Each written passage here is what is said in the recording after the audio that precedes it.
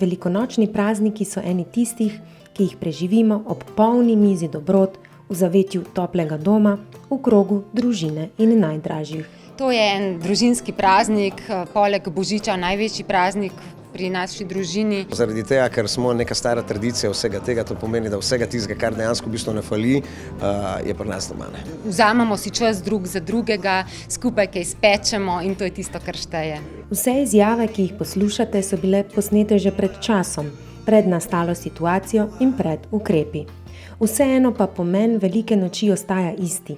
Družinski praznik, ko si, kakor pravi Tanja Zajc-Zupan, vzamemo čas drug za drugega. No, pri nas to res doživljamo v krogu družine, mi smo velika družina. Po tradiciji je na Veliki petek zapovedan strogi post. Na ta dan se verniki smejo le enkrat do sitega najesti.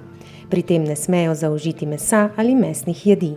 Celih 40 dni se postimo, vsak od svoje skušnjave, tako da za veliko noč si lahko končno privoščimo še vse, kar je na mizi in tistega, kar ni.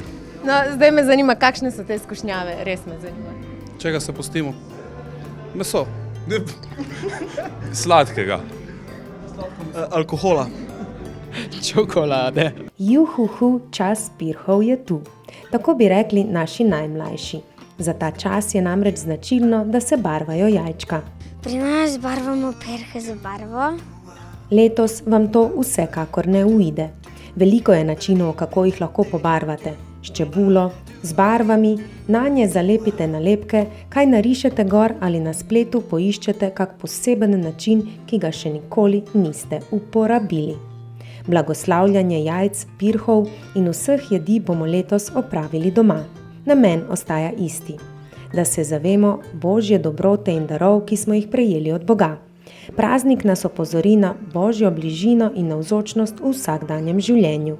Tudi hrana ima prav poseben pomen. Meso simbolizira Kristusovo telo, pirhi kaplje krvi, hren žeblje, kruh in ostala peciva pa krono iz trnja. Ja, pri nas je miza čedalje bolj prazna. Kajti živiva sama. A je pri vas doma tudi tako obložena miza za veliko noč?